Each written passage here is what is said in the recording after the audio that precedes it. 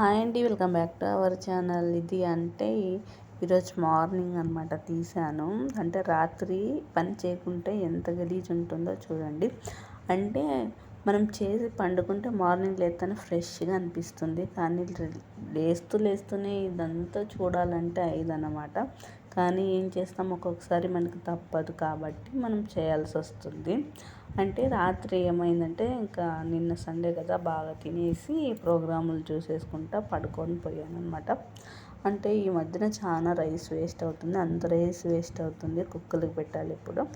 అంటే మార్నింగ్ చేసిండేది రాత్రికి అయిపోలేదు. ఈ చికెన్ బయట పెట్టేశాను, మర్చిపోయేసాను.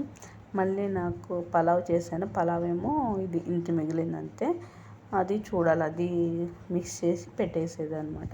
పప్పు అయితే చాలా అంటే చాలా మిగిలిపోతుంది అనమాట. ఎలా ఏం చేయాలో అర్థం కావట్లేదు.